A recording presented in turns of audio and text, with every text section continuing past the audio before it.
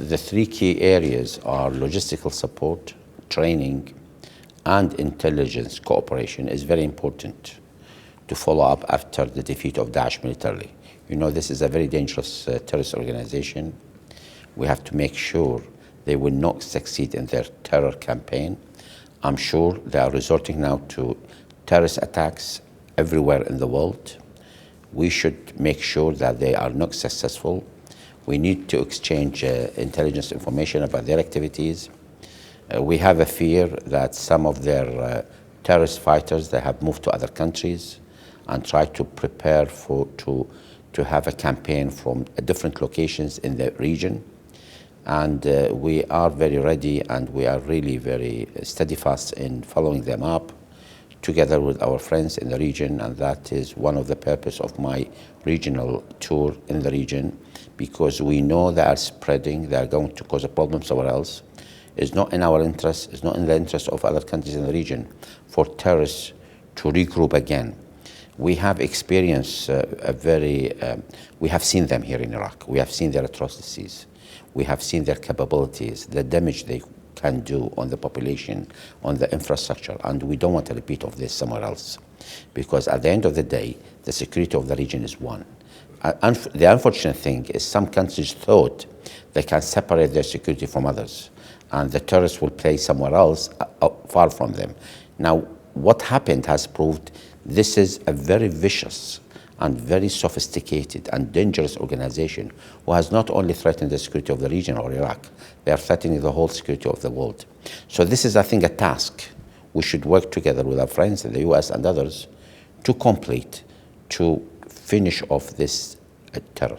We are moving, I would say, carefully, but steadfast. That is our position at the moment. That's our plan. We should solidify our position. We should deliver at the end of the day. We should show people the benefit of this cooperation by creating jobs, by creating better investment, development, to push the economy forward, to reduce the slowdown in the economy because lower oil prices. I have to find other means of financing the country.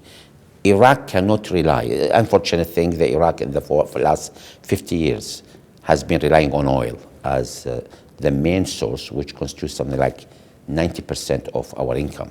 This is wrong. The oil is not going to stay there forever. So we have to build a parallel economy which rely on something else. The only way we can build it by cooperating with other countries. And we are open for this. I mean, my discussion in Egypt, in Jordan, is along the same line. We can build this pipeline of gas. We can have a common grid for electricity.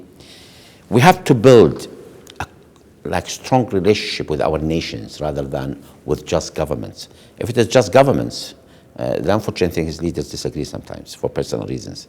And this can sabotage the whole relationship. But if it is strengthened by having a level of cooperation which touches the interests of the people in both countries, like business people, other people, then it will be very difficult to sabotage the relationship by just one leader or just one misunderstanding.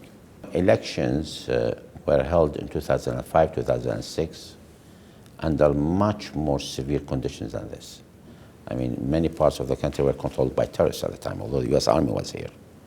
But still, I mean, elections were held. So we want to hold election on time, according to the constitution timing. And even in 2014, elections were held while many parts of the country was not under the control of the Iraqi government. Fallujah was lost, Ramadi was lost, a huge part of Al-Anbar were lost, part of Mosul were not under control, disputed area was not under the control of the Iraqi government, federal government, but elections being held in 2014. So I think now we are in a much better place than before. I mean, disputed areas are under control of the Iraqi federal state, Ramadi and Fallujah under the control of Iraqi. Now, probably in the next, before the end of this year, we'll have all the country under the control of Iraqi government, and elections can be held.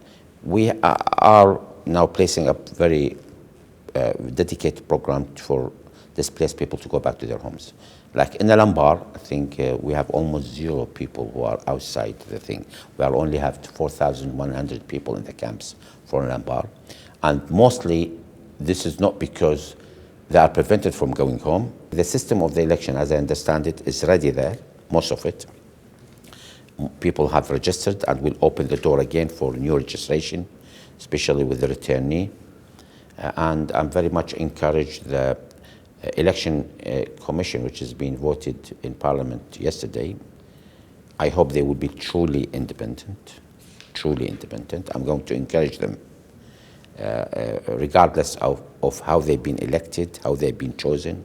They must act like individuals and like a group, independent group, to protect the elections from being derailed and to have a democratic thing.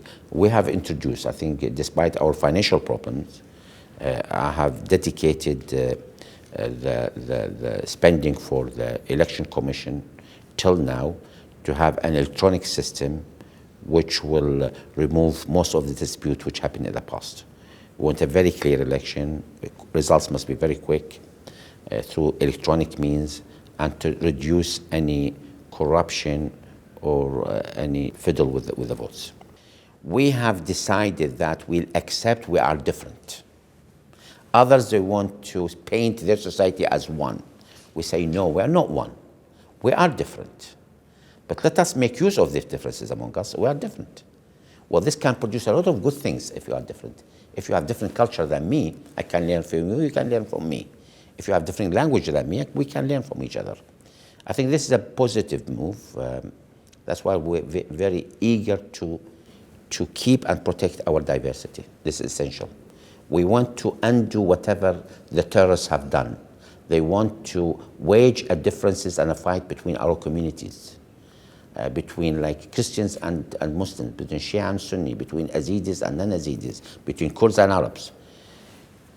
We have victory over the terrorists, but the actual victory is to undo whatever they have done by working together, by being homogeneous, even if we are different. I'm very proud that Iraqi society is diversified by different people. This is our power, this is our heritage. This is what we are. We should protect it and keep it. And I hope others in the region will see this. It is not a shame for their country if you are different. It's a shame if you try to oppress the other side who are in a minority to behave like the majority. That's not right.